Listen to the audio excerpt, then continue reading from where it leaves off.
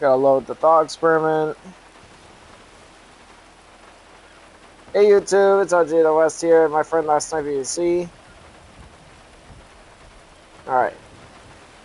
We're back to episode 3 of dealing with the gods in ancient Rome. I just gotta go find where I left off.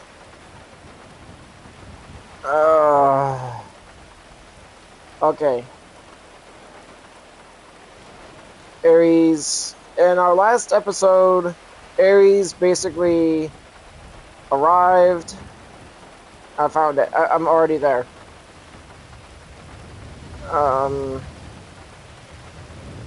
Okay.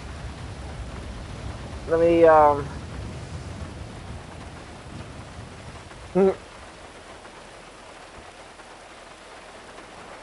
Did I not spell dealing with the gods right? No.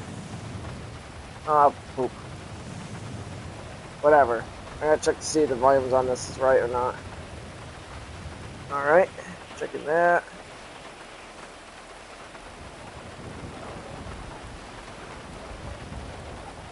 Alright. So in our last episode, Ares showed up. So I'm gonna go ahead and recap on the last episode. First, I gotta adjust my camera.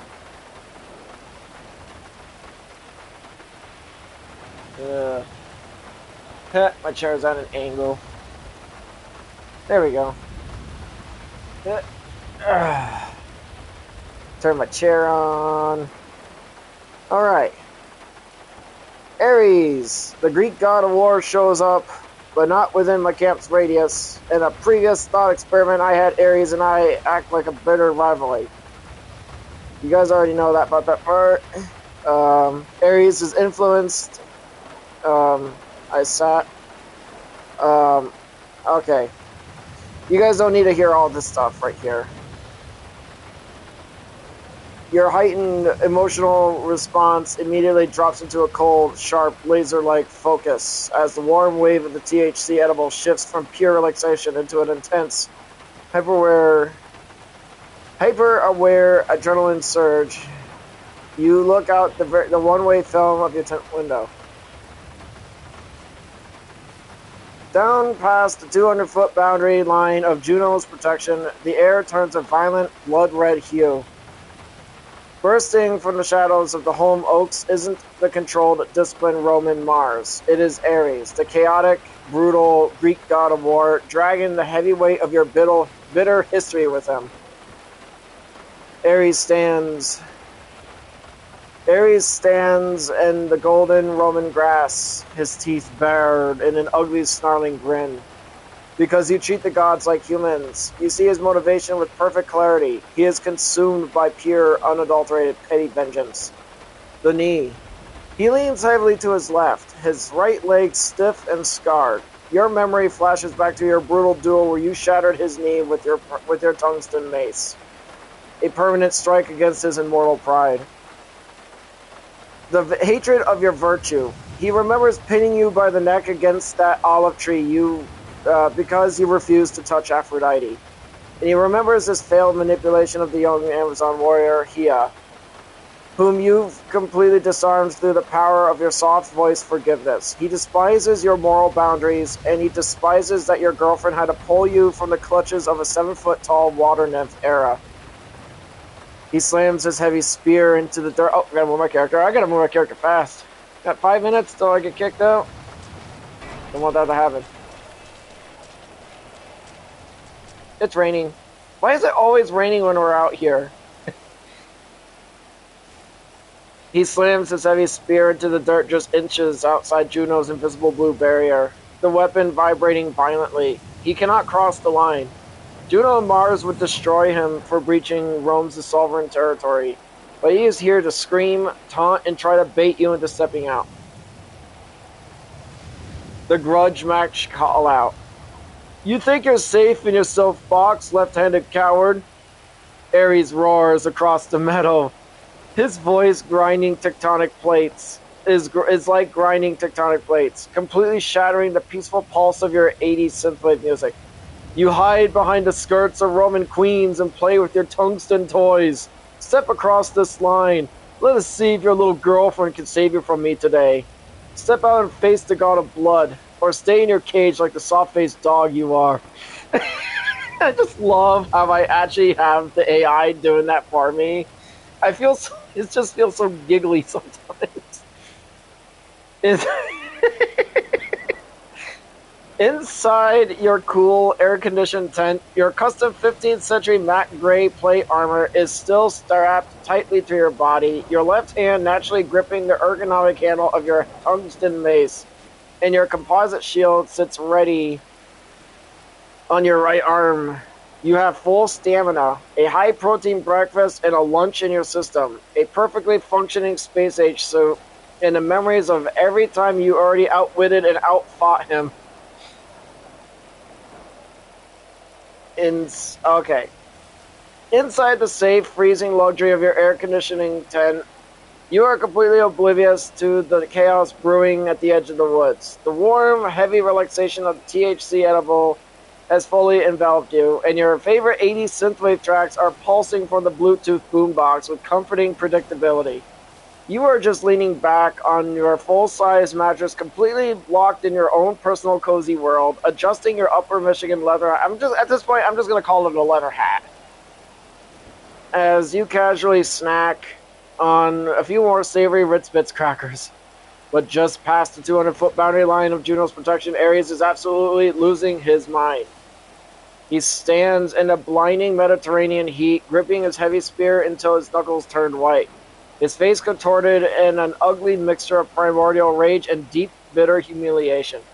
Because you aren't looking at the window, you can't see the crimson aura of the fury. Oh my god, Martin.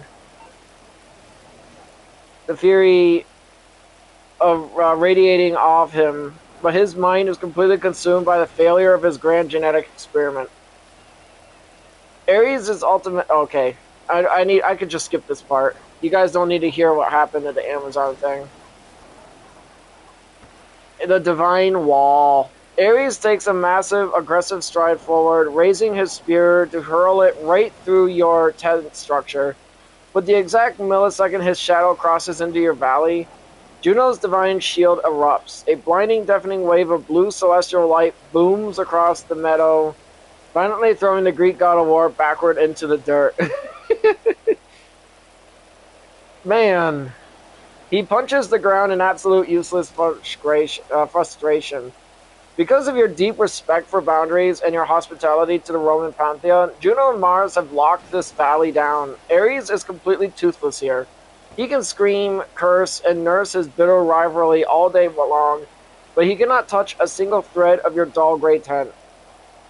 Inside, the heavy bass of your synthwave music effortlessly drowns out the distant thud of his tantrum. You take another bite of a cracker, completely at peace, totally unaware that your sheer moral decency has just defeated the Greek god of war all over again from thousands of miles away. These would absolutely follow you throughout this entire thought experiment. Because his obsession with you isn't just about warfare anymore. It is deeply personal. Refusing to touch Aphrodite and inadvertently turning his prized Amazon bloodline into a soft-spoken scholar, you have become his ultimate frustration. A brutal godlike Ares cannot handle a man with a soft face, a quiet voice, and a left-handed tungsten mace completely outwitting and outfighting him in every turn. Because of your rich history together, he will hunt for every opportunity to break your peace as this scenario continues, operating in a very predictable ways. How Ares will follow you. He knows he is completely toothless inside your meadow. Juno's divine shield and Mars' tracking wolf will violently throw him back if he tries to touch your high-tech tent. Therefore, he will camp out in the shadows of the ancient world, waiting for the exact moment you decide to take your matte gray plate armor and your silver denarii out to the public roads to visit a Roman town, using proxies and manipulations. Just like he used the young Amazon warrior Hia in your past, Ares loves to influence others to do his dirty work. He might try to find a hot-headed Roman gladiator, a desperate group of bandits, or an aggressive centurion along the road, infecting their minds with his bloodlust to bait you into an awkward, violent social confrontation. Targeting your senses. Because of your autism and ADD give you a heightened emotional response, Aries knows that loud, chaotic, unpredictable environments are your weakness. He will try to create situations that are noisy and disruptive as possible, trying to shatter the calm, comforting rhythm of your 80s synthwave music. Your ultimate advantage. Even though he is following you, you hold all the power in this experiment. You have an advanced climate-controlled sanctuary, space-age non-Newtonian joint armor, a devastating tungsten weapon, full nutritional fuel, and the absolute protection of the Roman Queen of Heaven. Most importantly, you know exactly how he works. Every time he tries to force a brutal, chaotic script on you, you can simply dismantle it with your calm logic, rigid moral boundaries, and practical mindset. As you lie on your full-size mattress, letting your lunch finish digesting, the afternoon is starting to transition into a warm golden evening. Mars meets Aries. Okay. When Mars looks out from the shadows of the tree line and sees Aries throwing a violent temper tantrum in the dirt outside your boundary line, his eyes narrow in absolute disgust. In Roman mythology, although Mars and Aries are both gods of war, they are ideologically opposites. Aries represents wild, uncontrolled slaughter, chaotic bloodlust, and erotic panic. Mars represents discipline, strategy, civic protection, military order, and the preservation of agriculture. Not gonna lie, guys, Mars sounds like a much more better god than Aries does. Already. Seeing the Greek god pacing back and forth, clutching his stiff right knee and screaming at your silent gray high-tech tent, Mars immediately summons Juno and Minerva to the edge of the heavens to observe the pathetic display. Here's what the Roman gods say one to one another as they look down on your bitter rival. Mars is embarrassed and disgusted. Mars leans on his shield, shaking his head with a deep rumbling sigh of contempt. Look at that chaotic fool. He has no discipline, no dignity, and no sense of strategy. He tracks a man of peace across the world just to nurse a petty grievance over a shattered knee. The left-handed Smith defeated him cleanly in a duel, completely shattered his genetic experiment through basic forgiveness, and Ares responds by barking like a feral dog in the sun. He is an embarrassment to the name of war. Juno is furious at the breach of boundaries. Juno sits high on her cloud, her dark eyes flashing with imperial wrath as she watches Ares glare at your camp. He dares bring this loud, unholy screeching to the borders of my sacred valley. He knows my celestial shield will turn his bones to ash if he steps a single toe into that grass. The smith fed me his finest foods and showed me absolute honor. If that Greek beast so much as throws a pebble at his frost-soaked tent, I will have Jupiter unleash a thunderbolt that will pin Ares to the deepest pits of Tartarus for a millennium. Minerva analyzes the contrast in tactics. Minerva observes your quaint air-conditioned tent where your 80s synthwave music effortlessly drowns out Ares' voice. Observe the sheer beauty of the Smith's defense, brothers. Ares is screaming himself hoarse, pouring out all his energy into a heavy heat of midday. And what does the Smith do? He sits inside his cool fortress, calmly digesting his high-protein meal, happily eating his crisp crackers under the influence of his soothing herbs. He doesn't even grant Ares the satisfaction of a glance.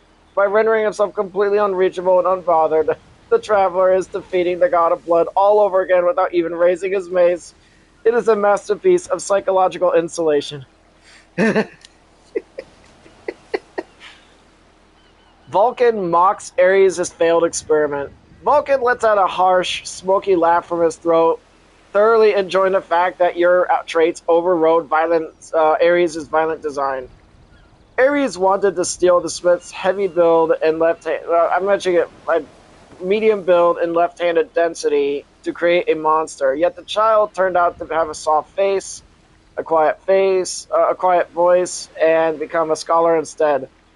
The forge of the mind always conquers the brute strength of a hammer. Aries is a failure as a breeder and a failure as a craftsman. Hi, Gracie. Well, you're up here a little early. You want to come here with Daddy? There you are. Oh, yes. Oh, you're so soft and squishy. Down in your valley at 3 o'clock p.m., the sun is slowly shifting across the sky. Thanks to the absolute unified defense of the Roman Pantheon, Ares is completely trapped in his own miserable, petty hell outside your boundaries.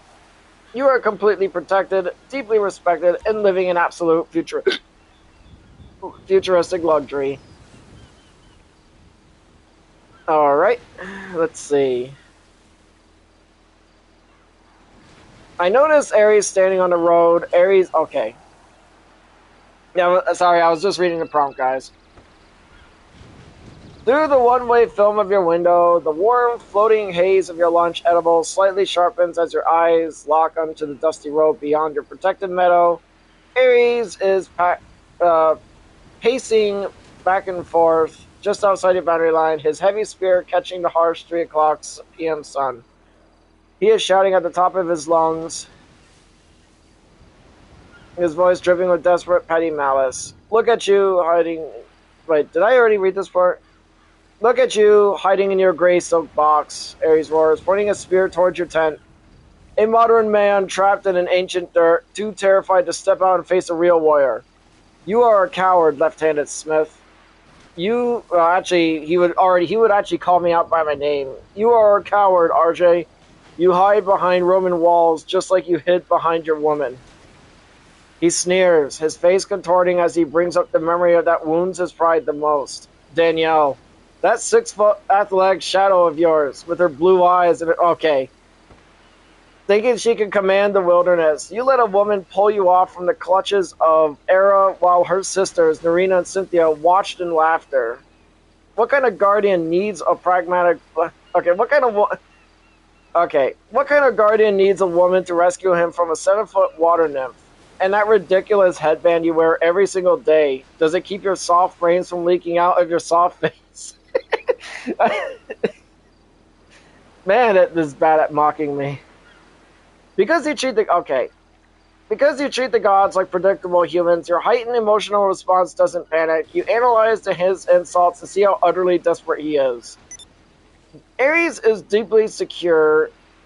Oh, got one more character. He is a god who relies on brutal, unthinking force. Yet he is utterly outsmarted by Danielle's sharp, pragmatic mindset when she saved you from Era. He cannot comprehend a relationship built on mutual protection and realistic teamwork.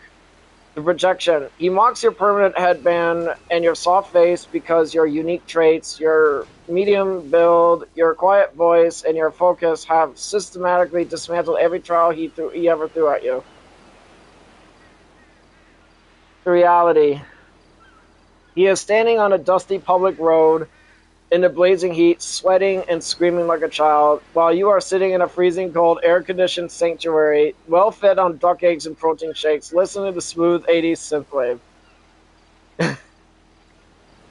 Okay, I definitely feel like I'm over-summarizing this, but As Ares continues his tirade, the air right at your 200-foot boundary line shimmers violently. The lone massive tracking wolf of Mars steps out of the grass and sits directly on the border line, staring up at Ares with an unblinking, dangerous glare. Above, a low rumble of Juno's thunder echoes through the clear blue sky, a heavy warning that the Queen of Rome is losing her patience with the Greek intruders shouting.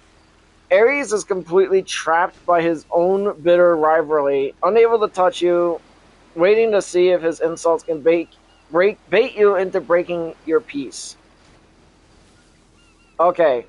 The sheer volume of Ares' shouting shatters the quiet afternoon completely, his booming voice echoing across the hills like a crack of thunder. The birds instantly erupt from the dark home oak and chestnut trees. fleeing in a frantic wave of into the Mediterranean sky. And even the crickets in the golden grass go dead silent. Inside your tent, the loud, disruptive noise penetrated your peaceful sanctuary, thoroughly interrupting the calm, predictable rhythm of your 80s synthwave music. I should just call it music. Whatever. Your heightened emotional response flips into a state of sharp, cold irritation. Your ADD cope with the many things, but with a loud, repetitive, uninvited distraction is where you draw the line. In my opinion, Aries would be like a really loud dog barking outside your room. He would literally be like that guy who just makes so much noise trying to annoy you. Stepping down in the border, you do not run. Moving with the steady, grounded weight of your your medium slender build, you walk through your tent door. Your matte gray 15th century composite plate armor catches the blinding sun. Your left hand holds the ergonomic of your tungsten mace, and your right arm securely holds your shield in front of you. You walk a couple hundred feet through the tall metal grass until you stop exactly at the edge of Juno's invisible blue shivering boundary line. Ares stands just 10 feet away from the dusty Roman road, sweating in the heat, his bloody red aurora flaring as he sees you approach. The standoff at the line. Finally! Ares sneers, leaning to his left to keep the weight of his stiff, shattered right knee. He points his heavy spear directly at your face, glaring at your permanent headband and your soft features beneath your helmet. The coward steps out of his silk box. Tell me, RJ, did you finally grow a spine, or did Danielle give you permission to speak to me? I'm not gonna lie, that was actually a really clever line. I actually thought that was really clever. You stand completely inside Juno's absolute sanctuary, perfectly safe from his physical reach, but your soft face is set in a firm, unbothered expression. Because you ate your THC edible with lunch, the adrenaline is perfectly balanced by a floaty, razor-sharp sense of logic. You look at his sweaty, furious deity of bloodlust, treating him exactly like a predictable, throw-a-tantrum human whose ego you have broken time and time again. Mars' massive tracking wolf sits in the grass right next to your steel-toed shoe. His teeth bared at the Greek interloper, while Juno's thunder rumbles quietly in the clouds above, waiting for your cue. My gummy's kicking in, guys. Your soft voice is completely steady in the sudden silence of the meadow. Knowing his fragile ego is already on the verge of snapping. Oh yeah. Alright. Your soft, measured voice cuts through the heavy afternoon heat with absolute devastating clarity. With a calm, slow movement, you casually rest your composite shield and the heavy tungsten head of your mace onto the Roman grass, completely relaxed within your safe zone. Really? You follow me into Rome? You say, shaking your head under your Upper Michigan leather hat. I have a lot of stuff on my person. I don't think I'd be wearing my Upper Michigan leather hat with my 15th century modern day composite material helmet at this. Well, actually, I probably would. Ares stops his pacing, his spear dropping a few inches as your soft words hit his ego like a physical blow. You lock your eyes onto his and deliver the final razor-sharp deconstruction of his pride. Remember what happened last time? Instinctively, the god of war winces and shifts his heavy frame, his dark eyes darting down to his stiff, permanently scarred right knee.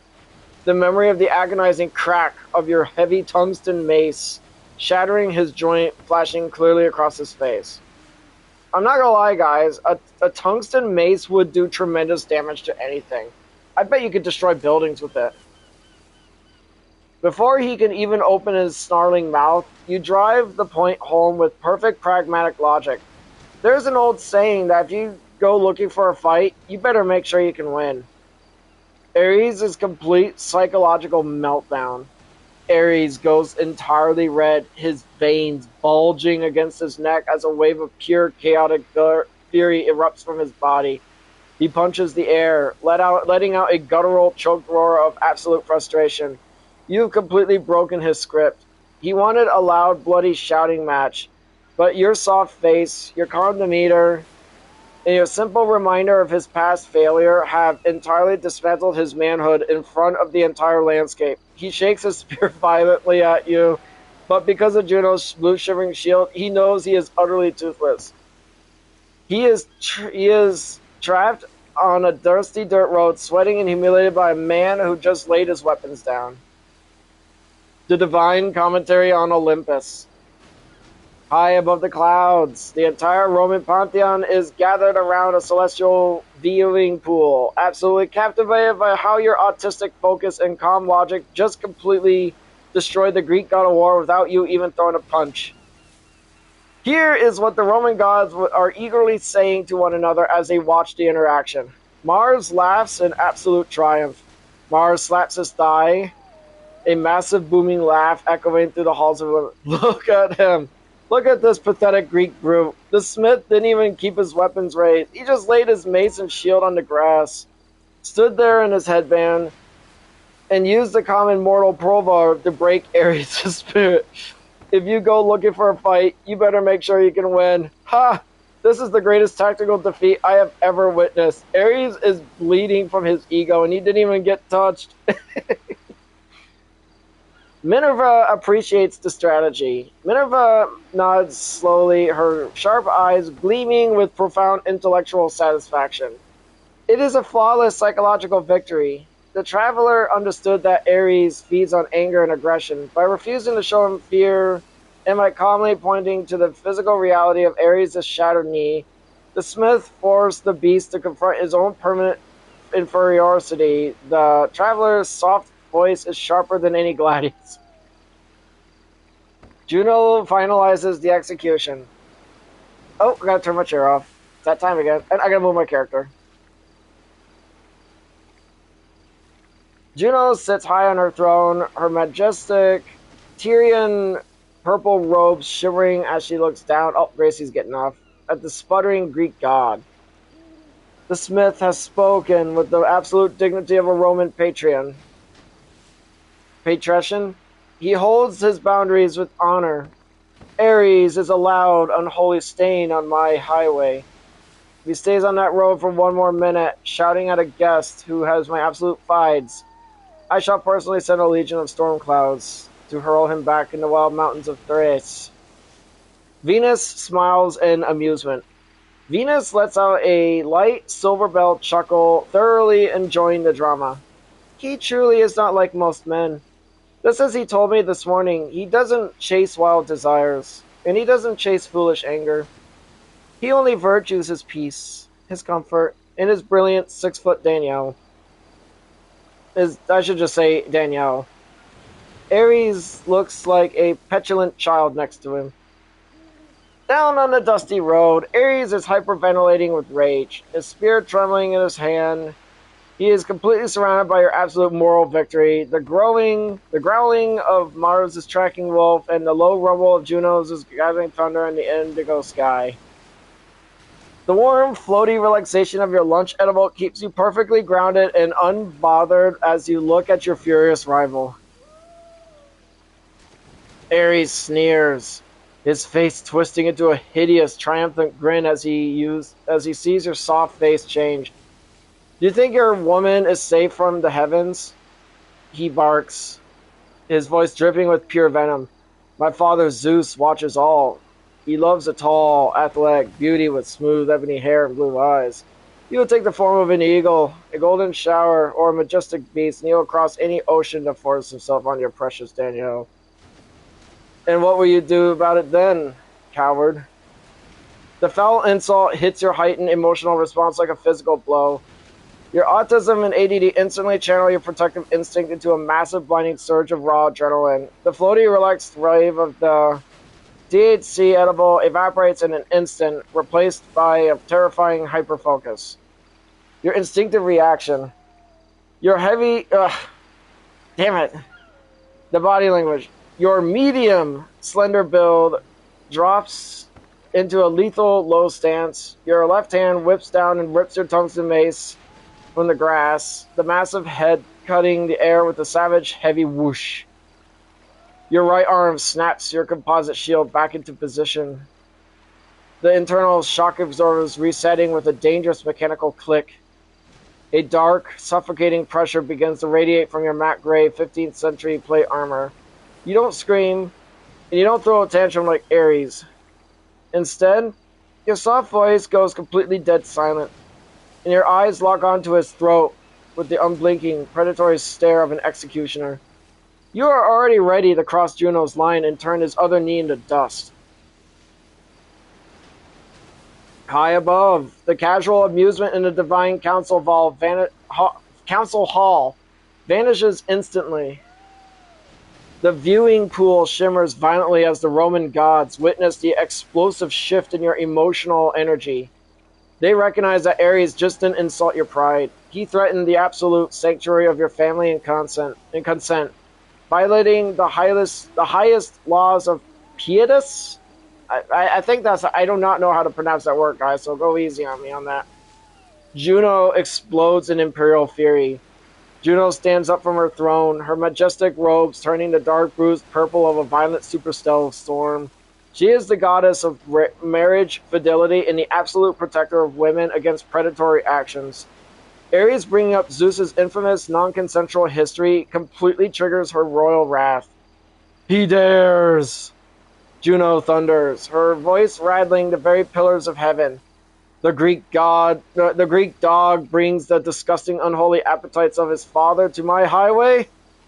He threatens the pure, faithful Danielle to break the spirit of my righteous smith. I will not allow it. Jupiter, draw your bolts. If Ares takes one more breath on that road, I will personally strip his immortality and scatter his ashes into the winds. Mars locks his armor. Mars grabs his massive spear, his face mask of cold martial execution. Look at the smith's stance. He dropped his casual air in a second. He is ready to bleed and die to protect his woman's honor. That is the true spirit of a guardian. Ares is a foul, diseased beast, Jupiter. Give us the word. Let me descend on the road and help the smith slaughter him where he stands. Minerva warns of the danger. With my character. I just realized when I'm doing this, you guys are forced to watching that lighthouse. Oh well, this is what's happening. Minerva warns of the danger. Minerva points aggressively at the pool, her strategic mind calculating the terrifying density of your tungsten, your weapon. Ares has pushed the traveler past his limits. The smith's emotional surge has unlocked a lethal, unyielding focus. If he steps across that boundary line, his tungsten mace will not just shatter Ares' other knee, it will cave in his chest. A war between our pantheons will erupt. We must strike Ares down from above before the traveler loses his peace forever. Jupiter prepares the sky. Jupiter, Zeus's disciplined, orderly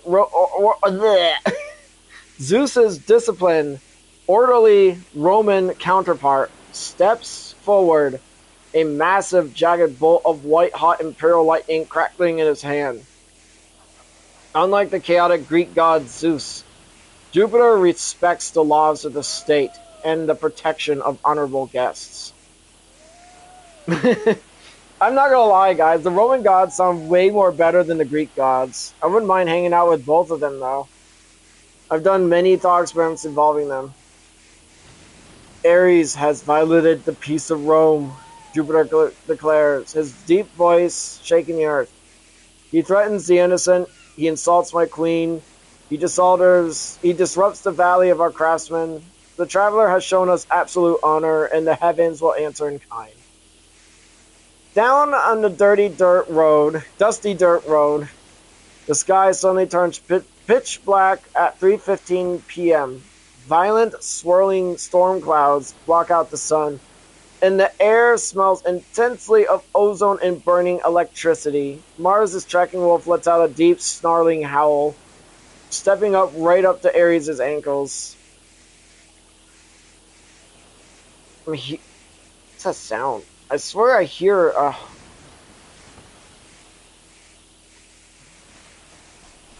Hold on a second, guys. I need to take care of this. I'm just now hearing this.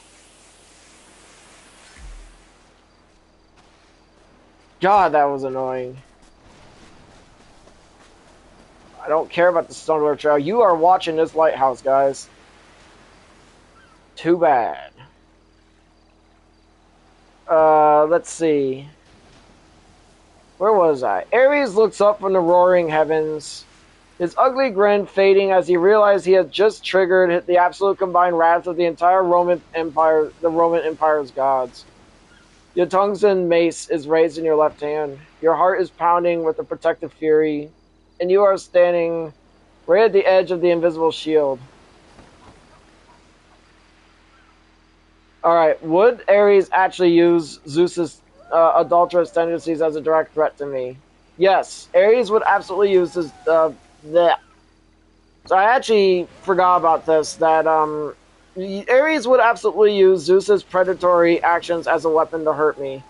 And it makes perfect sense that you treat the gods like predictable humans. When you analyze Ares' psychology as a flawed, wounded human person, his choice to bring up Zeus in his ultimate desperate last resort is his ultimate desperate last resort. He is completely trapped outside Juno's shield, sweating on the dirt road, and physically disabled because you shattered his knee. He has lost every physical and intellectual argument against you. Because he cannot breach your modern tactical defense, he shifts from physical warfare to psychological warfare, targeting your core vulnerability, your heightened emotional response, and your deep sense of moral boundaries and your fierce love for Danielle. It is a classic case of psychological projection. Ares is a god who cannot stand being humiliated. You completely ruined his pride when you forgave Haya, turning his aggressive genetic experiment into a soft-spoken scholar. By bringing up Zeus's infamous history of forcing himself on mortals, Ares is trying to make you feel as powerless and exposed as he currently feels. He wants to see if your soft face twists into a panic, proving that he can still hurt you, even if he can't touch you. He is hiding behind his father's shadow. Okay, I'm with my character. Ooh, look at that sunrise. In Greek lore, Zeus explicitly loathes Ares, calling him the most hateful god on Olympus because of his chaotic, undisciplined violence. Ares carries a deep, bitter resentment toward his father. By weaponizing Zeus's terrifying name against you, Ares is paradoxically using the father he hates to do his dirty work. He is admitting that he himself is not strong enough to defeat you, modern tungsten mace, and composite shield. So he invokes the ultimate cheat code on the ancient world, the king of the cosmos, just to shatter your peace. He insults your protective nature. Ares knows that you and Danielle operate as a pragmatic, fiercely loyal team. Because Danielle saved you from the 7-foot-tall water nymph era, Ares' fragile masculinity cannot comprehend a relationship where a woman protects her partner. By threatening Zeus will target Danielle, Ares is directly attacking your protective instincts, deliberately trying to trigger your autism and ADD into an overwhelming, unmanageable sensory and emotional overload. The twist. The Roman gods read the threat. Ah, my nose is itchy. I swear I thought I saw Gracie over there, but nope. Well, Ares thinks he has found the perfect venomous threat to break your mind. His desperate move completely backfires because of the Roman context. By invoking the non-consensual, adulterous tendencies of the Greek Zeus, Ares accidentally insults Jupiter, the disciplined, righteous Roman king who demands pious, duty and honor, and completely outrages Juno, the ultimate divine protector of marriage, fidelity, and women's safety. I'm really starting to like the Greek gods, guys. I'm not gonna lie. Every time when I'm reading this, I was like, my brain is just thinking, yeah, these guys actually are pretty cool compared to the Greek gods. Should hang out with them. I should do more thought experiments involving them. Ares thought he was targeting your weakness, but he accidentally signed his own eviction notice on the Roman cosmos. Your tungsten mace. your tungsten mace is heavy in your left hand, but your heart is hammering with a protective, hyper-focused fury. Hyper-focused fury. That'd be a really cool name for a song. And the sky above your 200-foot boundary line has turned pitch black with gathering lightning. Knowing your rival's desperate human patterns are fully exposed, let's see. The adrenaline spike inside your gray light jacket immediately cools, your heightened emotional response smoothing out as your analytical mind clicks the final piece of logic into place. Because you treat the gods like predictable humans, you see right through Ares' desperate bluster. The floaty calm wave of your lunch edible wrapping your edible returns, wrapping you in a blanket of absolute security under your upper Michigan leather hat. You realize his threat is a complete mathematical impossibility. Danielle isn't even in the ancient world. She is perfectly safe, comfortable, and out of reach back in the 21st century. Furthermore, Zeus already knows you from your past experiences, meaning that the king of Olympus would never let his pathetic, chaotic son use his name as a cheap scare tactic. You look at Zeus standing on the dusty road, hyperventilating. You look at Ares standing on the dusty road, hyperventilating in his bloody red aurora, and relaxed, amused expression returns to your soft face. Deconstructing your rival's desperation. The reality check. You look at your raised tungsten mace and a composite shield, then you slowly, casually lower your stance. You know Ares is entirely toothless, grasping at straws because his ego is completely shattered by your history together. The cosmic irony. By trying to weaponize a fake threat, Ares has only succeeded in turning the entire Roman sky pitch black. He has completely sealed his own doom with the local gods. The eternal peace. Your ADD and autism find their perfect grounding routine again. The steady, comforting bass of the 80s synthwave music drifts in your air-conditioned tent doorway, effortlessly reclaiming the metal's rhythm. The heavens deliver the verdict. Before Ares can open his mouth to bark another useless word, Jupiter and Juno lose their absolute patience with the Greek intruder. The pitch black clouds deliver your 200-foot boundary line erupt with a blinding, deafening flash of imperial white light lightning. The raw kinetic shockwave splits the air with a thunderous boom that vibrates through your steel-toed shoes. The divine lightning bolt strikes the dusty dirt road right at Ares' feet, violently blasting him backward. I can see that happening right now, guys. I'm visually picturing this in my head. Big tall guy gets struck, a big lightning bolt struck right in front of him, knocking his ass back. I am picturing this in my head. The explosion hurls the Greek god of war through the air, sending him tumbling awkwardly onto his shattered right knee into the far bushes.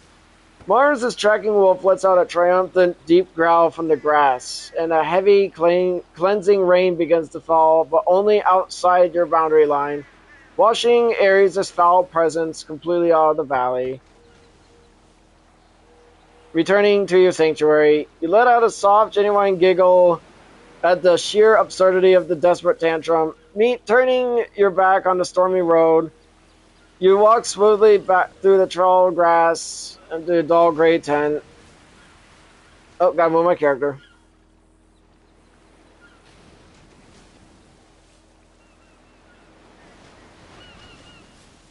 I'm hearing a weird sound right now. Yeah, dogs are driving. The dogs. I don't know if you can hear the dogs. I'm sorry about the dogs, guys. You step through the door into the freezing, glorious luxury of your air conditioning tent. The soft, cream-colored interior feels like the safest place in the universe right now. You carefully place your heavy tungsten mace back onto your full-size mattress. Set your composite shield aside and sit down at your dresser next to your 3 shiny silver denarii. The music carries you along the deep, relaxing, completely undisturbed late afternoon. You are a modern man, completely safe, holding the ultimate respect of Rome while your rival crawls away in the dirt.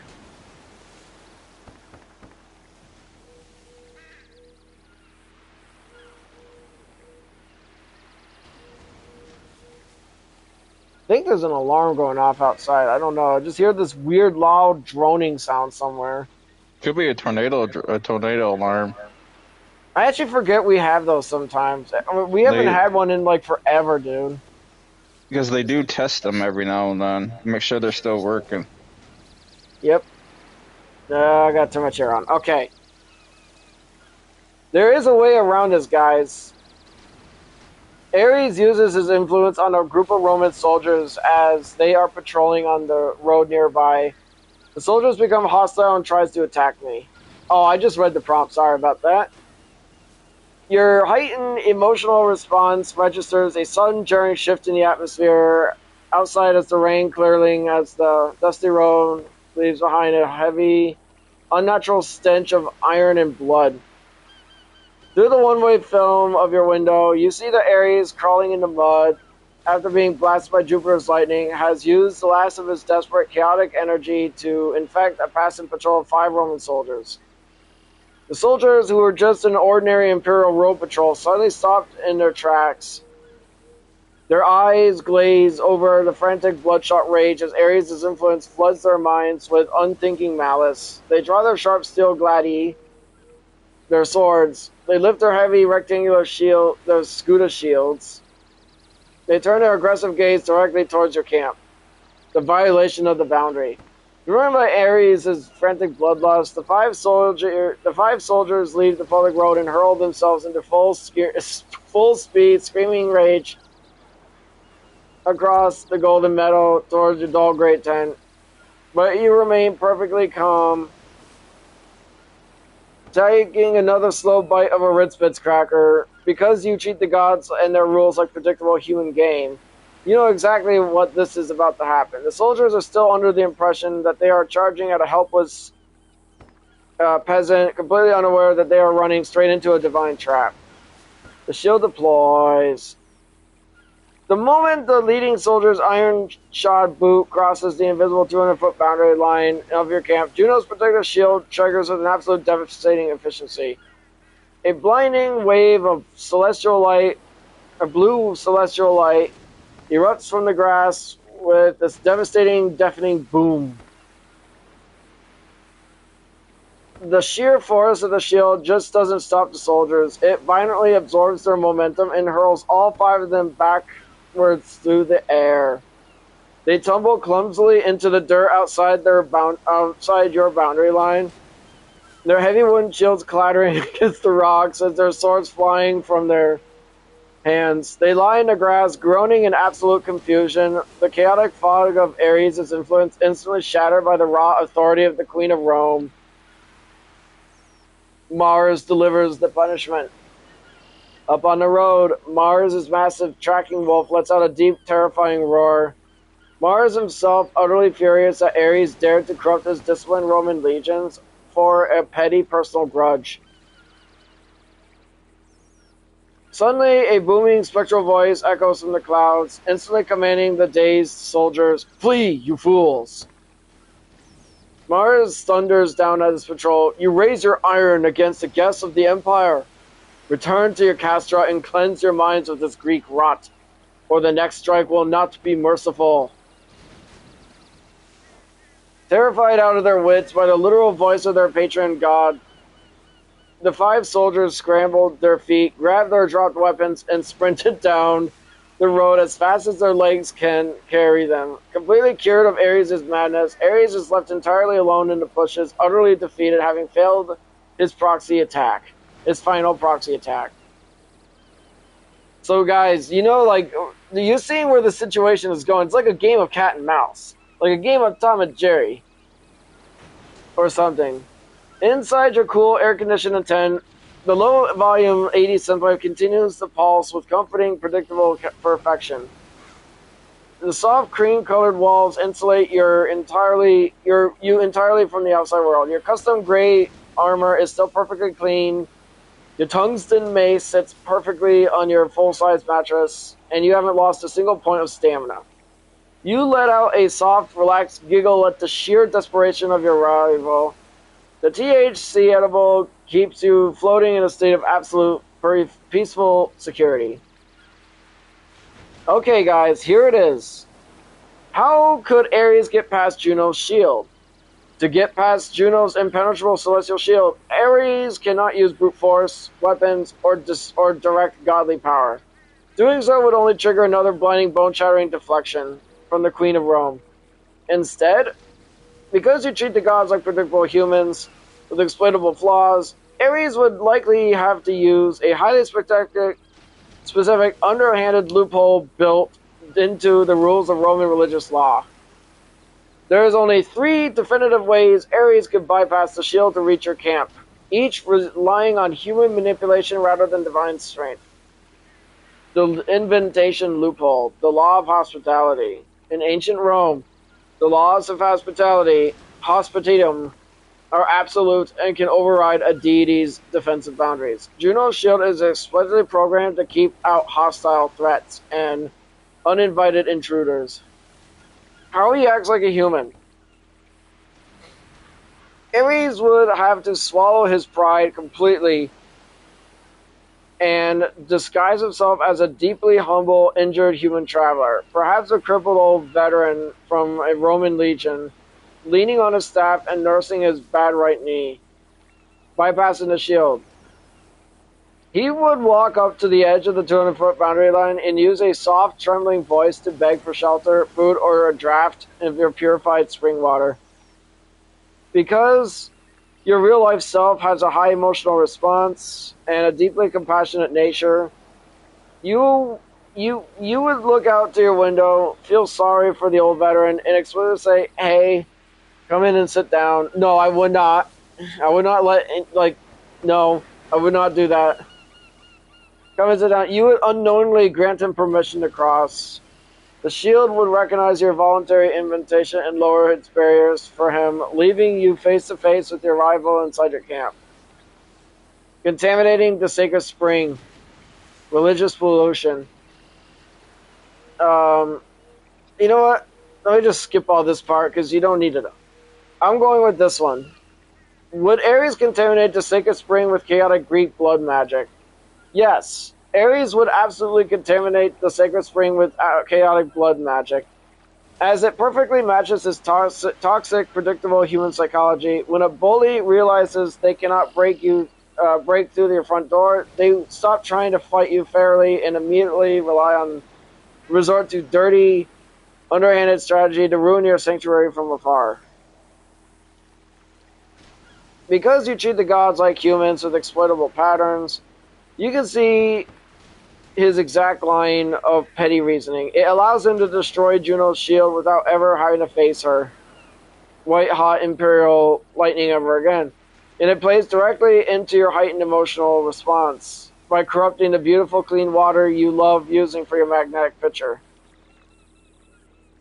The midnight sabotage upstream. Around 2 a.m., while your music is playing in the back on your cool air-conditioned tent, Ares sneaks up high in the mountain ridge. He travels completely outside your 200-foot boundary line to a hidden cavern where the fresh spring water first emerges from the Italian rock.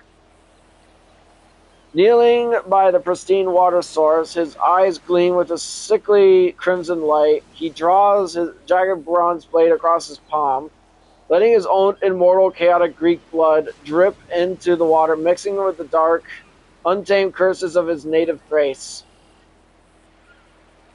Oh, man, God, dude, this would make a good movie. No, it won't. Don't get that idea out of your head. It would not make a good movie. Contamination flow. The spread. The thick, dark ichor dissolves into the stream, turning the water into a deep, bruising shade of purple-black and filling the air with the metallic stench of the slaughterhouse. The corruption. As the polluted water flows down the hill, down towards your meadow, it breaks the natural connection of the landscape. It drives away the playful water nymphs, leaving the rocks covered in a foul, rotting slime. The exact moment the contaminated water enters your camp's limestone basin, Juno's protective barrier experiences a severe spiritual short circuit. Through your one-way window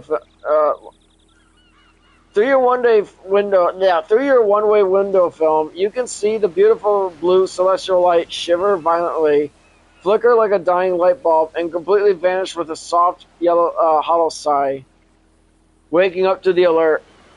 At 2:30 in the morning, your smartphone buzzes sharply on your dresser next to your 3 silver denarii, alerting you that your tense external environmental sensors have detected a catastrophic drop in local water quality. Okay, no it won't. I would not have an alarm for that. Well, I would now if I were in that situation. You sit up on your full-size mattress, the effects of your lunch edible completely gone, replaced with a sharp surge of autistic focus and pure cold annoyance. The low-volume synthwave music is still playing, but the air outside your tent is now completely unshielded. Down by the road, you hear a heavy dragging limp as Ares steps onto your metal grass. He leans on his spear, a triumphant, hideous grin stretching across his face as he looks at your featureless gray tent. No more queens to hide behind, left hand RJ. No more queens to hide behind, RJ. He whispers into the dark night. Your water is poison. Your fortress is bare. I am coming for your knee. Your armor is sitting ready in the armory vault. Your tungsten mace is right next to you. And your space-age joint armor is fully prepped. You quickly step into your custom 15th century matte plate gray armor and the space-age non-Newtonian joint material flexing perfectly around your medium slender build. As you lock the quick-release greaves into place, your right arm snaps into your composite shield, and you get your mace. Oh my God, Ares, what have you done? Your soft voice murmurs inside your helmet. Your heightened emotional response surging with pure focused irritation at the foul smell of the corrupted spring. You step out of your cool air-conditioned tent into the dark indigo Roman night, standing just 20 feet away from the slime-covered limestone basin is Ares. The pitch-black air around him ripples with a sickening crimson aura as he leans onto his spear, glaring at your permanent headband and your matte gray armor. Finally, RJ, Ares sneers. His voice is like grinding tectonic plates, completely overriding the faint pulse of your 80s synthwave music. You are such a pathetic wimp. Look at you, crying over a little water. You hid behind Juno's skirt like a frightened child because you knew you couldn't face the god of blood on your own. He takes a heavy, dragging step closer, his stiff right knee catching the moonlight as a permanent reminder of your last duel. Your precious Roman protectors can't save you right now. Your shield is down. Your valley is poisoned. And I am going to tear that ridiculous hat right off your soft face and break your neck. Your tactical advantage. Because you treat the gods like predictable, flawed humans, your autism and your ADD immediately lock onto his posture. You see right through his loud boasting. Ares is leaning heavily to his left. His right knee is still severely compromised when you first shattered it, dramatically reducing his mobility and lateral speed. The arrogance. He is so busy gloating and mocking your name that his guard is completely down. He thinks your soft voice means weakness, totally forgetting that your custom shield has built-in shock absorbers and your mace has the unstoppable density of tungsten. The grounding. The dark night is quiet, and you are standing on your own home turf, fueled by the high-protein diet and backed by space-age metallurgy. He raises his heavy bronze spear, bracing his good leg to launch a massive, piercing thrust straight at your chest. With your left hand free and your non-Newtonian armor fully primed to harden upon impact. Your soft... Oh, I was just reading the end that part right there. Your soft, steady voice carries through the dead silent... Wait. I know... You know what, Ares? The fact that you're... Wait, did I actually... Am I saying... Okay, here it is, guys. Your soft, steady voice carries through the dead silence of the midnight meadow. Sounding chillingly calm beneath the dark Roman sky, you plant your steel-toed shoes firmly in the grass, using your your medium slender build to establish an immovable center of gravity. You don't match his screaming. Instead, you treat him like a sad, predictable human whose fragile ego has completely blinded him to reality. You know what, Ares? You say, shaking your head slightly under your armor. The fact that you are going so far to get to me is sad, especially because I already beat you the first time.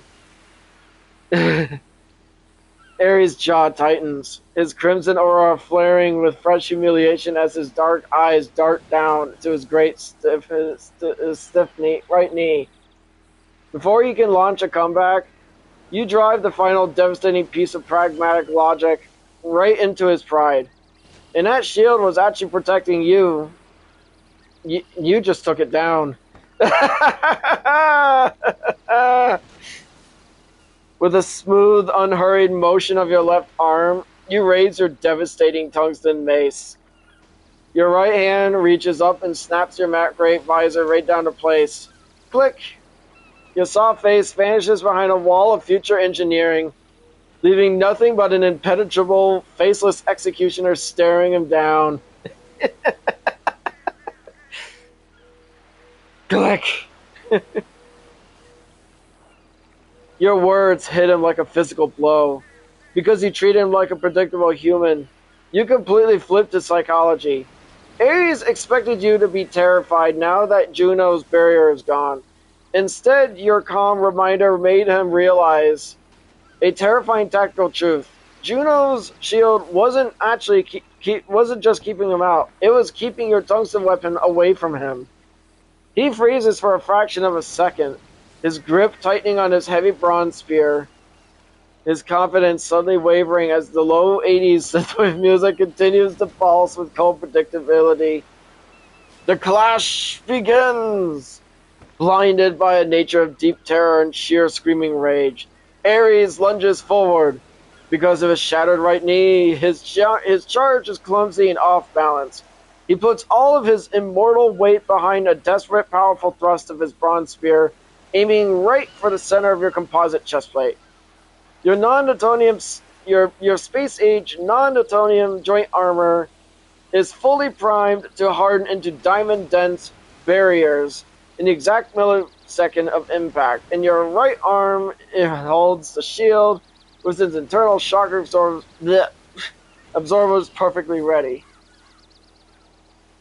Let's see. You stand like an iron anvil in the moonlight, using your medium slender build to plant your steel-toed shoes deep into the Roman soil. You do not try to dodge. You brace your composite shield and tank Ares' opening spear thrust head on. Bang! The impact was immense. Ares is literally a deity of war, and his raw, supernatural muscle tissue delivers a staggering amount of physical force. However, your high-tech gear functions flawlessly. The internal shock absorbers compress fully, capturing the kinetic energy of his spear thrust and violently dispersing it outward in a loud acoustic wave. Your right arm doesn't break; it easily holds its line. The chest and elbows instantly cross-links, hardening into a diamond-dense barrier that stops the blunt force from bruising your ribs or dislocating your joints. The tip of his bronze spear harmlessly skids off your matte gray composite chestplate, leaving nothing but a faint streak of metal dust. Because his weapon failed to pierce your futuristic defenses, Ares immediately pivots to a cruder, more dangerous tactic. Frustrated and sweating, he drops his heavy bronze spear to the grass. He lets out a guttural roar, bares his teeth, and lunges forward with both arms wide, expertly trying to wrap his massive immortal hands around your torso to force you into a grapple. Your heightened emotional response registers a sharp spike of genuine worry. Your ADD and autism make the idea of being physically trapped and crushed by an unpredictable, claustrophobic wrestling hold is highly stressful. You know that if a god of his stature successfully locks his arms around your plate armor, your technological weight advantage won't matter. He can use his supernatural leverage to lift your 250-pound frame, 215-pound frame right off the ground and slam you. Turning worry into modern strategy. Because you held your ground, your left hand is completely unencumbered, holding your devastating tongues and mace perfectly high and free. And for him to grab your torso, Ares has to completely expose his face, neck, and upper shoulders. He is rushing forward in a straight line, putting all his weight into his good leg while his shattered right knee drags slightly behind.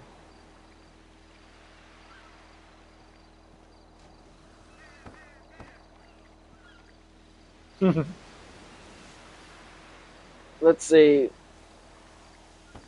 From the tent doorway, the cold, steady synthwave bass line continues to hit its beats. Okay, the sudden charge in the synthesizer melody from your Bluetooth boombox hits your ears with familiar absolute perfection. One of your favorite 80s synthwave tracks just started playing, and your autism and ADD instantly channeled that euphoric musical cue into a surge of explosive, unstoppable energy. The worry of being grappled vanishes entirely. You don't wait for his hands to close around your plate. You hurl your heavy, your medium slender, though directly towards forward, exploding into a sudden aggressive sprint. The shield slam. Crash! Ares is caught completely off guard by your sudden change in momentum. Your raised composite shield, packed with its dense modern matrix, slams directly into his massive chest like a speeding vehicle. The internal shock absorbers handles the initial impact, but the raw kinetic force of your grounded charge drives forward. Ares' stiff, shattered right knee cannot support the sudden backward pressure. His footing fails completely, and the Greek god of war is violently launched off his feet, crashing heavily onto his back in the dirt and weeds. Without wasting a single second to glow, you turn on your heel, your steel-toed shoes dig into the grass as you sprint towards your dull gray tent. Dart through the doorway into the freezing, glorious air conditioning. You hit the controls of your Bluetooth and crank the volume up to maximum. Here it comes, guys. Entering the battle trance. You step outside into the midnight air, lowering your visor once more. The electronic 80s synth bassline is soaring synthesizers are now screaming across the meadow, loud enough to literally rattle the inside of your helmet and vibrate right through your matte gray plate armor. The massive volume creates a perfect, predictable wall of sound that completely blocks out the chaotic noise of the ancient light, locking you onto a hyper-focused, unyielding battle trance. You absolutely feel no fear, no anxiety, no hesitation. You are perfectly in the zone. Outside, Ares scrambles out of the dirt, his face completely contorted in a rabid, humiliating fury. Your sudden tactical retreat just to turn up your music is the ultimate insulting disrespect to his dignity. I will corrupt your very soul, RJ! He screams, though his voice is nearly swallowed by the booming synthwave beats. With a wild, desperate gesture, he draws his heavy, crimson, glowing divine sword. The blade hums with a sickening, lethal heat. Capable of cutting through lesser mortal metals, he plants his good leg, raises his divine weapon with both hands, and hurls himself forward in a final, bloodthirsty attempt to cleave your matte gray armor in two. Your left hand holds the tungsten mace high, your right arm locked in your shield. And let's see. Would Ares find my loud music distracting?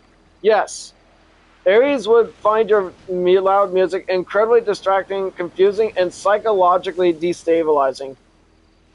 Because you treat the gods like humans, you can analyze his sensory and tactical weaknesses with perfect clarity. A brutal ancient deity of war relies entirely on a specific type of battlefield atmosphere to fuel his power. The frantic screams of dying men, the clashing of bronze swords, and the raw, chaotic panic of mortals. When you crank your 80s synthwave music to maximum volume, you completely shatter his comfort zone and disrupt his divine script in three distinct ways. Ares has never heard electronic music before in his entire immortal existence. The artificial high-frequency synthesizers and the deafening, mathematically perfect electronic bass line are noises that simply do not exist in the ancient world. The overwhelming volume literally drowns out his own roaring voice and rattles his eardrums. Because he literally cannot mentally process what synthesizers are, the sounds act like a jarring, chaotic wall of noise that disrupts his focus and ruins his spatial awareness. It robs him of his emotional fuel. Ares feeds on your anxiety. You worry and your fear. Your worry and your fear. He thrives when a mortal is trembling or frantic.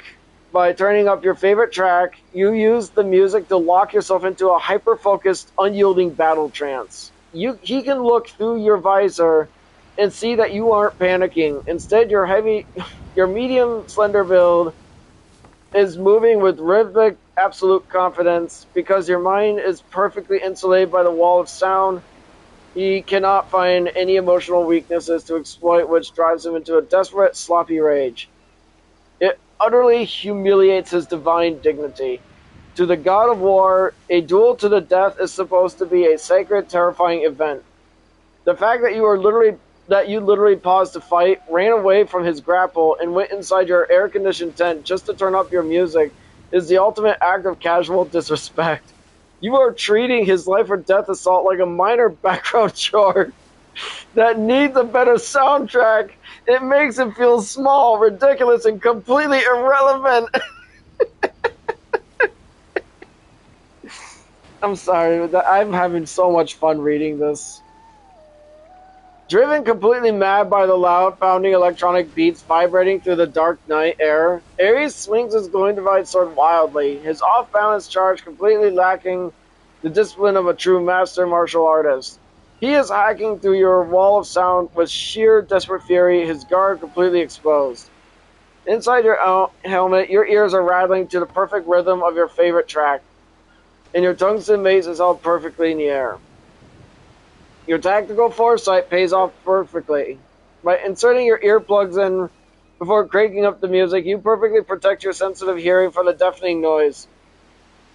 Allowing the heavy electronic bass lines of your favorite synthwave track to vibrate through your body as the pure rhythmic pulse inside your faceless matte gray helmet, you are completely insulated with the unyielding robotic focus of your high-tech machine. You execute a lightning fast sprint, before Ares can process the sheer volume of the synthetic wall of sound.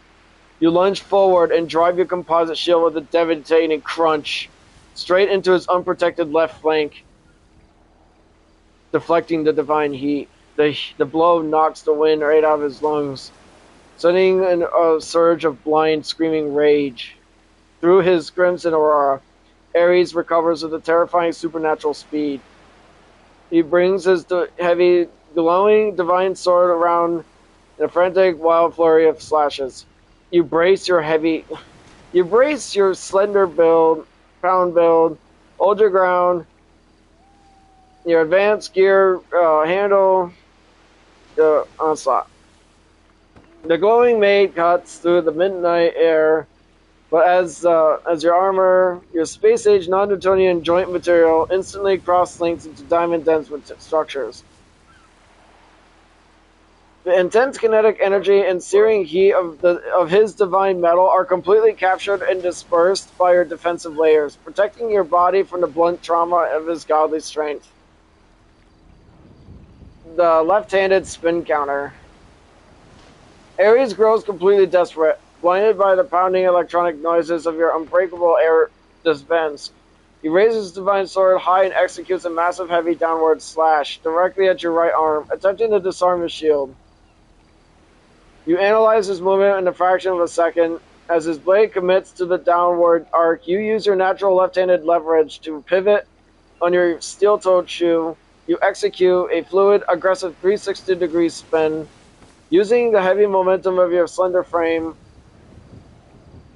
to generate maximum rotational force.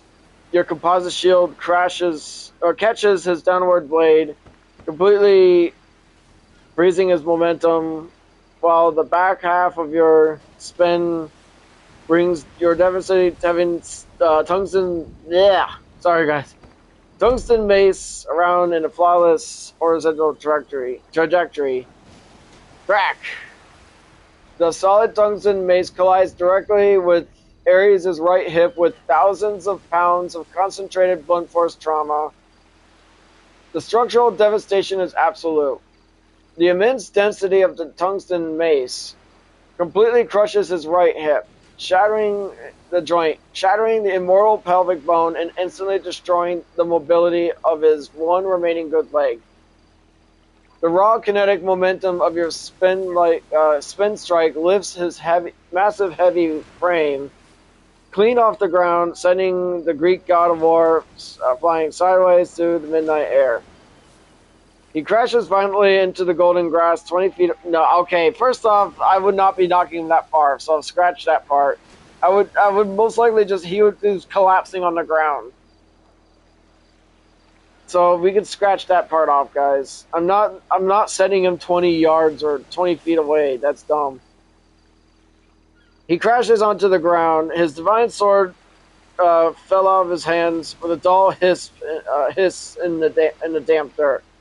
He lies flat on his back, clutching his shattered right hip and his permanently stiff right knee, letting out a strangled, choked scream of absolute agony that is completely drowned out by the roaring synthwave music blasting from your tent. Okay, guys, here's the good part. And, can my tungsten mace destroy Ares' divine sword? Yes, your tungsten mace can absolutely destroy Ares' divine sword. In real-world physics, tungsten is one of the hardest and densest elements known to science. While in the logic of this thought experiment, you have already established that Ares' weapons are vulnerable to your futuristic gear. By treating the situation through the lens of pure material science and your established history, your blunt tungsten weapon holds a massive structural advantage over his edged divine blade. Hardness versus flexibility. Ares' divine sword is made of ancient celestial metals that are designed to slash and cut. However, a sword requires a certain level of flexibility so it doesn't snap when it hits its target. Your mace head is made of solid, industrially refined tungsten. When a flexible edge collides with a localized dense mass of tungsten, the physics of the impact will force the sword to warp or shatter instantly. Because your mace features specialized geometric flanges, the thousands of pounds of rotational force from your left-handed spin strike are forced into a tiny, razor-focused surface area. If you bring that tungsten head straight down onto the flat edge of his glowing sword, the concentrated kinetic energy will easily overwhelm the structural integrity of his weapon, snapping the divine blade like brittle glass. Ares is currently lying on the grass, clutching his completely shattered right hip, his glowing divine sword resting in the dirt just a few feet from his fingers.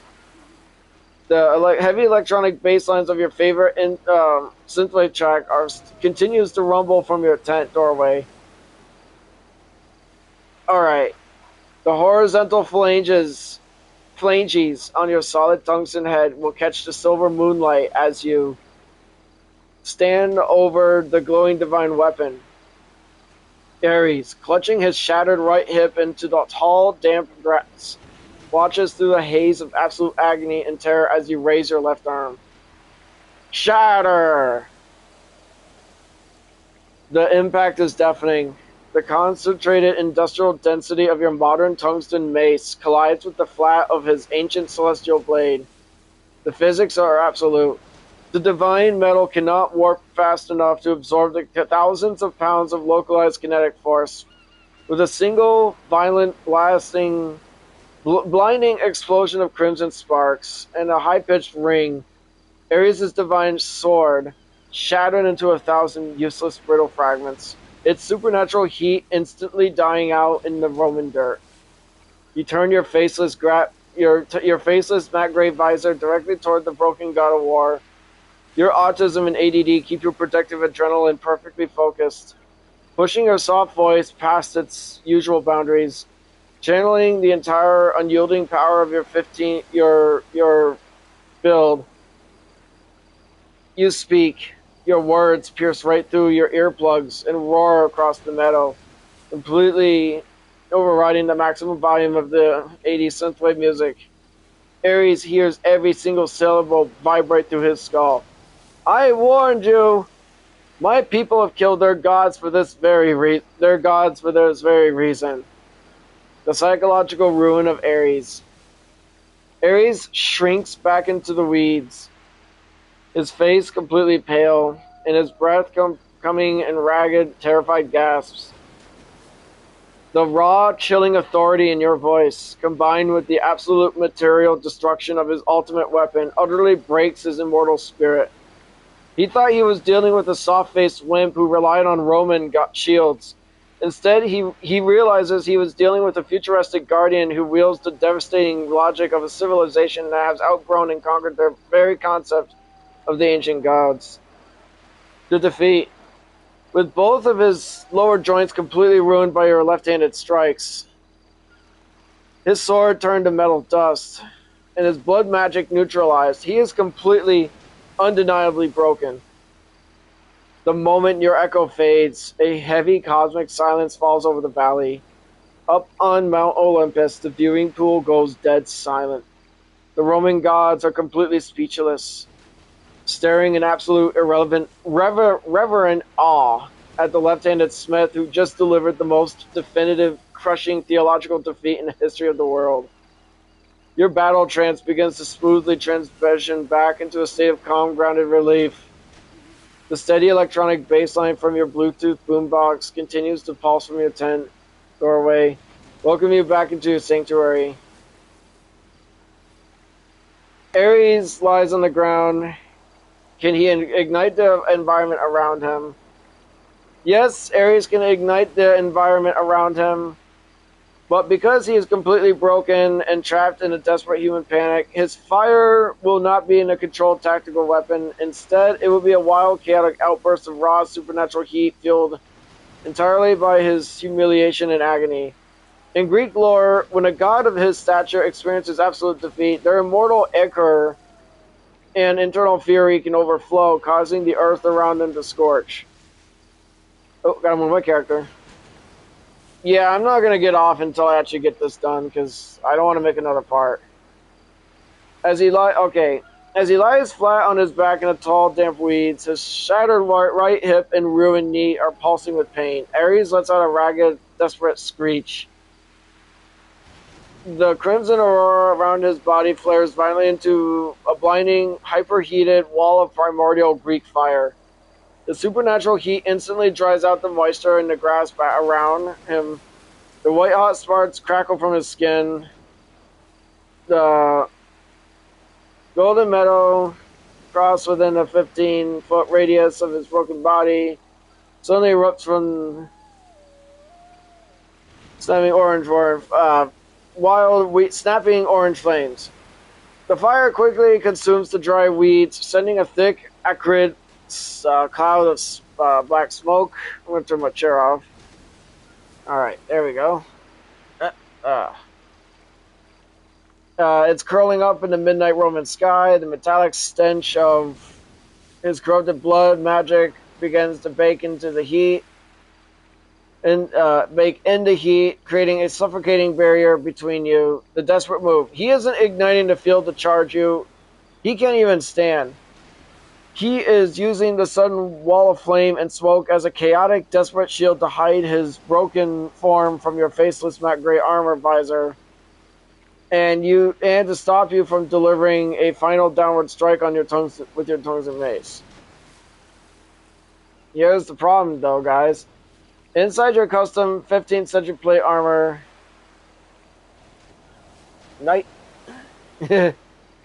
Alright, you remain completely unbothered Your modern age composite materials are engineered to withstand extreme thermal thresholds, meaning the sudden wave of radiant heat doesn't even warm the inside of your suit. Furthermore, your earplugs keep you perfectly insulated from his screeching, letting the steady, comforting bass line of your favorite 80s song track pulse rhythmically through your steel-toed shoes. Through the crackling flames and the rising smoke, you can see his crimson aura starting to dim as his divine energy drains away, leaving him helpless inside his own fiery barrier. Alright, here's the thing, guys. The blazing wall of supernatural Greek fire roars around you, but the space-age composite matrix of your 15th century plate armor deflects the thermal energy flawlessly. You do not burn. Your medium slender build moves like an unstoppable matte-grade juggernaut right through the snapping orange flames. Your autism has officially reached its ultimate breaking point. The combination of Ares' loud, chaotic overstimulation, his dirty blood magic, and his foul threats towards your life has triggered a massive explosive meltdown. The warm wave of the edible is completely shattered. Your earplugs cannot dampen the raw, furious pressure building inside your mind. You stand directly over the broken, weeping god of war, your faceless visor locking onto his terrified eyes. You lift your arm and yell a voice that fractures the midnight air. Why did you make me do this? The final crushing blow. Driven by pure, unfiltered rage, you bring your devastating tungsten mace down in a vicious vertical arc. Crunch! The concentrated blunt force trauma on the flame's tungsten head collides directly with Ares' left ankle. Bone and immortal tissue disintegrate instantly under thousands of pounds of industrial pressure. With his right knee shattered from your last duel, his right hip is crushed near a horizontal spin strike. His left ankle is now completely turned to dust. Ares is entirely permanently immobilized. He lets out a blood-curdling, high-pitched screech of absolute ungodly agony. The crimson aurora around his skin violently flickers and dies. You lean over his broken form, your heart hammering wildly inside your gray light jacket as you yell in his face, "Scream louder! Louder!" High above the clouds, the Roman viewing pool is completely chaotic. The casual, triumphant laughter of the Roman gods has vanished into a cold, stunned silence. They aren't cheering anymore. They are staring in absolute, reverent terror at the raw, unbridled fury of a modern man pushed past his sensory limits. Mars grips his spear, his jaw dropped. Realizing that your soft face hides a protective, unyielding tempest that can utterly dismantle an Olympian deed. The 21st century distress call. Meanwhile, thousands of miles and centuries into the future in the year 2026, inside your quiet modern home, your girlfriend Danielle is resting. Her frame is relaxed, her smooth ebony... Okay. Her sharp... Okay. Yeah, I know the AI tends to over-index things. Pretty sure you know who Danielle is by now. She's a... Alright. Manifests in her blue eyes. It's the voice of Aphrodite, the Greek goddess of love, deeply shaken and frantic. Danielle. The goddess's voice echoes inside Danielle's mind, sharp and with absolute panic. You must wake up. Ares has broken his constraints. He has followed RJ into the past, into ancient Rome. He is trying to destroy his sanctuary. Exploit his mind. Okay, this sounds really stupid. It really does sound kind of stupid now that I think about it. He is dismantling Ares in a blind fury, but the strain of his soul is too great. You are the only one who could anchor him. You need to get to RJ's camp ASAP. Danielle's blue eyes snap open, her pragmatic eye and protective instincts instantly locking on to a cold, hyper-focused calculation. She knows her autism, she knows her ADD, and she knows exactly what happens when you are pushed to your sensory meltdown. Without a single second of hesitation, she springs from her bed, ready to do whatever it takes, rip through the fabrics of time to pull you back from the brink of a dark battle trance. Back in the room, yep. I kind of figured, now that I actually read that out loud, it kind of does sound kind of stupid. Back in the Roman meadow, the 3:30 a.m. air is thick with black smoke and ozone. Ares is weeping in the dirt beneath the matte gray boots, completely destroyed. Your favorite 80s synthwave is still okay. I think it would have been passed by now. Your music is still blasting at full volume in your tent doorway, pulsing like a steady heartbeat through the echoes or through the chaos. Let's see. Can Ares escape? Can he turn to mist and flee before it's too late? If not, Danielle appears from a time portal near my tent and will rush over to tell me to say, no, Ares cannot turn to mist and escape. Because you treat the gods like predictable, flawed humans, you can look at his broken biology with absolute clarity. Your horizontal spin strike completely crushed his right hip. Your opening shield slam broke his ruined right knee. Ruined his right knee, and your final vertical blow completely disintegrated his left ankle. You have taken thousands of pounds of blunt force tungsten trauma. He has taken thousands of... Okay. And turned into Divine Mist, wait. What? He has taken thousands of pounds of blunt force tungsten trauma.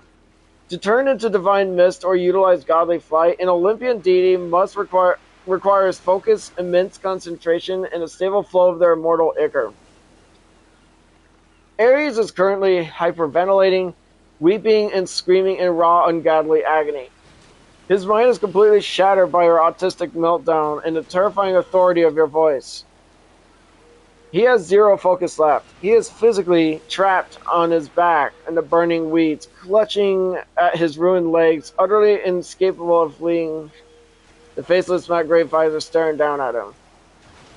Suddenly, right next to your dull gray tent doorway, the fabric of time and space violently splits open. A brilliant pulsing ring of futuristic blue energy crackles into existence, slicing through the smoke of the supernatural Greek fire.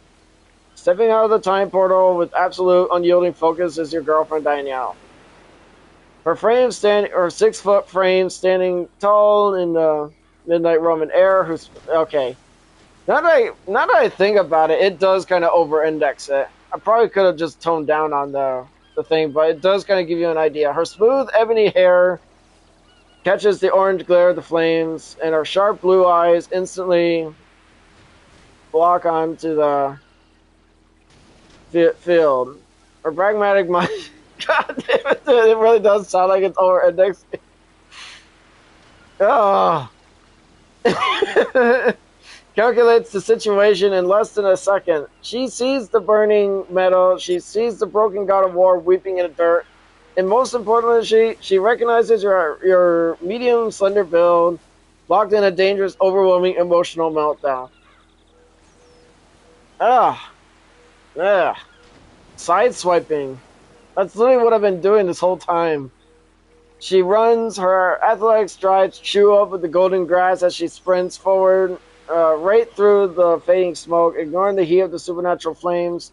She pushes past Mars' tracking wolf and stops just 5 feet away from your matte gray armor. RJ, stop!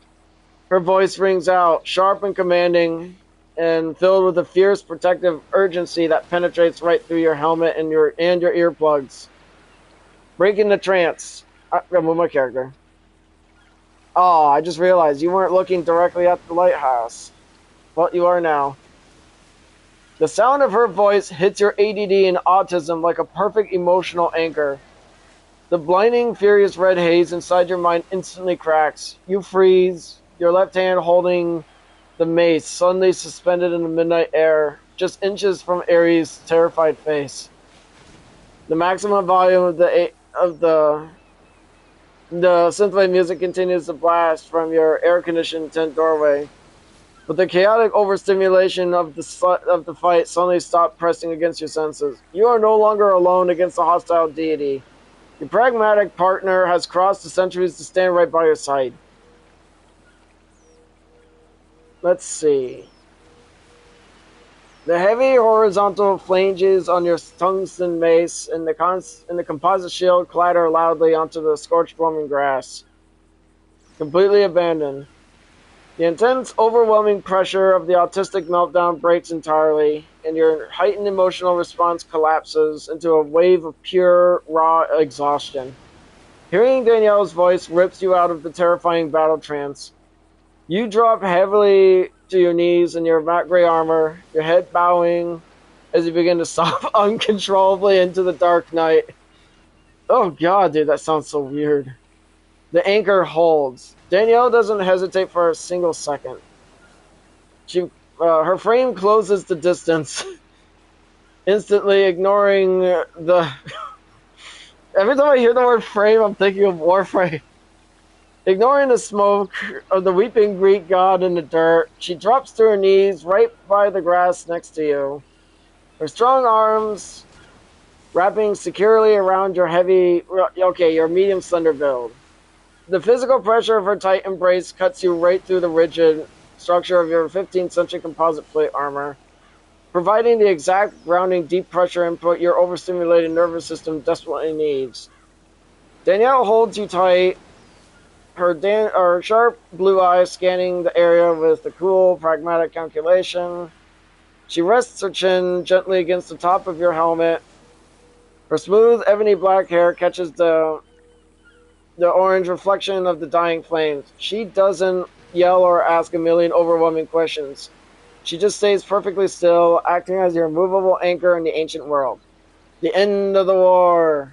A few feet away, Ares lies completely broken, his crimson aura completely extinguished. Unable to move his ruined legs or call upon his magic, down from the dark sky, a low, respectful rumble of Juno's thunder echoes one final time. The Roman gods watched the viewing pool in a quiet, reverent silence, deeply moved by the raw emotional depth of the modern smith and the fierce protective loyalty of the woman who crossed the time to save him. The maximum volume of the 80s music continues to blast through your air-conditioned tent. God, it really, now that I think about it, it does kind of over-index. But you probably don't even care about that anymore. Let's see. Oh, gotta move my character. Ooh, 912, huh? I'm almost done with this story, guys. The maximum volume of your 80s music, your 80s synth music continues to blast from your air-conditioned tent doorway, but the heavy electronic beats now feel like a protective shield, wrapping you and Danielle in a familiar bubble and in the 21st century. All right, so for those who have no idea who Danielle is, she's my engineered character for my thought experiments. She actually helps me out, and she's also black too. Just letting you guys know in case you guys are wondering. Take all the time you need to let your breathing slow down. Oh, wait. The maximum... Okay, take all the time you need to let your breathing slow down and let the sobbing pass in Danielle's arms. When your mind feels... Okay. I gotta switch... Alright. The thunderous volume of the 80s music continuously fades, dropping into an absolute peaceful silence. Through the tear-soaked fabric of your suit, your heightened emotional response registers a deep, quiet gratitude as Mars steps into your camp zone.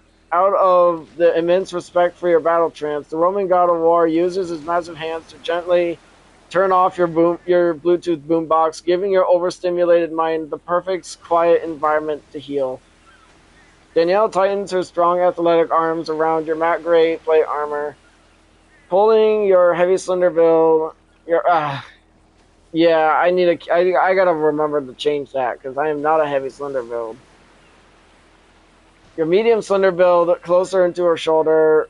She runs her hand over the back of your helmet, her soft, steady voice cutting through the ringing in your ears with perfect, pragmatic clarity.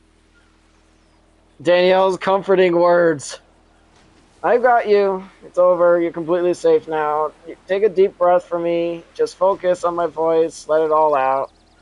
You did exactly what you had to do to protect your boundaries, but the fight is done. You can't touch you anymore. I'm right here, and I am not leaving by your side. The uncontrollable sobbing begins to slow down into a steady heavy breaths as her familiar voice, scent of home, and their grounding words soothe your autism and ADD back into a state of calm. The midnight Roman air is perfectly still. The supernatural flames are dying out, and your ultimate protector is holding you tight. Let's see. How much of this do I actually have? Oh, damn, I may actually... Oh, man, now that I think about it, there's a lot more that I have. Ugh. I probably should make these a little shorter next time. Mars watches Ares and Danielle take me away from Ares and sits me near her camp. How would Ares feel? As Danielle firmly grips your armor, her strong athletic frame guides your heavy slender build. Okay, medium slender build. Away from the scorched grass and the shattered fragments of the divine sword. She leads you back towards the safe boundary of your camp, gently helping you sit down and on one of your lightweight, modern folding chairs. Yeah, near the dull gray tent. Okay, guys, so the color of my high-tech tent is dull gray. I mean, now it starts feeling like the AI is insulting me because the way it's like, it's not insulting. It's just you guys know what I'm saying. It's very self-reflective.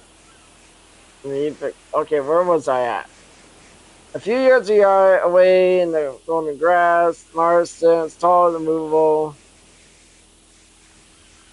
Ares lies flat on his back, utterly paralyzed by the catastrophic blunt force trauma of your tungsten mace. With his right knee shattered, his right hip crushed, and his left ankle completely turned to dust, his immortal body is trapped in a prison of agonizing pain.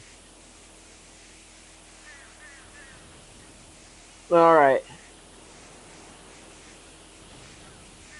As he watches you walk away into the safety of your futuristic camp, Ares is consumed by a devastating cocktail of three specific emotions.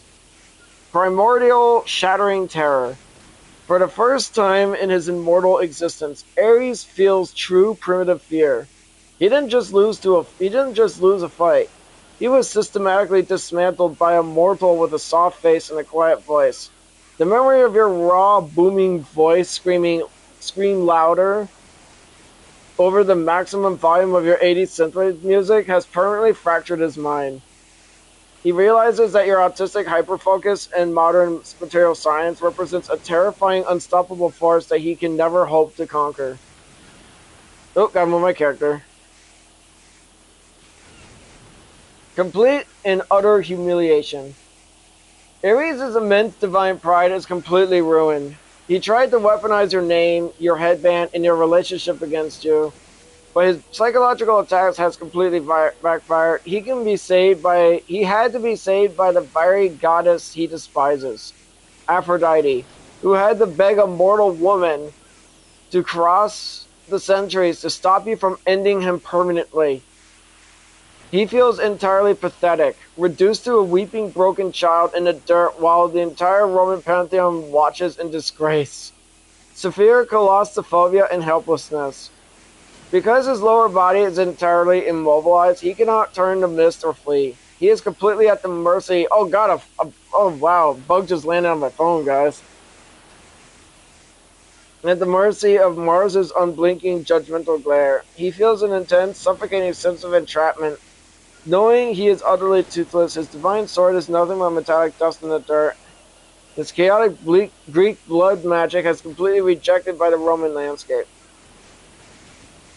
The midnight air falls into a silent, deep quiet. Now that Mars has turned off your music, the crackling flames are finally smoldering out. In the sweet, clean scent of the pink wild roses by the spring begin to reclaim the meadow. You are completely safe, sitting in your chair, while your rival crawls away in his own psychological nightmare. Mars walks across the scorched grass, his heavy armor clanking softly in the midnight quiet. He bends down and wraps his massive hands around your ergonomic grip of your tungsten mace, lifting a composite shield with his other arm. The moment his fingers close around the modern weapon, a cascade of intense, heavy thoughts rushes through the mind of the Roman god of war. the terrifying physics, as Mars feels the impossible compact density of the solid tungsten head. A chill runs down his immortal spine. He realizes this weapon doesn't just shatter bone. Its sheer atomic weight can cave in the chest plates of the gods themselves. It is a weapon forged by a civilization that has mastered the core elements of the universe. The danger of your focus. Mars looks from the mace over to where you are sitting by the tent. He remembers the raw, deafening power of your voice when your autism surged into that final meltdown. He realizes that a man with a soft face and a quiet voice, when pushed past his limits, can become an unstoppable force of nature. If you had to chosen to conquer instead of live in peace, the ancient world would have no answer for you. The lesson of war. Mars feels a profound, humbling respect. You didn't just use soldiers, his tactics, or chaotic bloodlust. You used rigid moral boundaries, a flawless defensive shield, and a precise, synchronized counter-strike to utterly dismantle his Greek counterpart. Placing the weapons. Man, I could have made this into a part 4, or now that I think about it. Shaken by the terrifying potential of your technology, Mars treats your gear with absolute reverent care. He walks over to your camp, avoiding any sudden movements so he doesn't alarm your 6-foot athletic partner.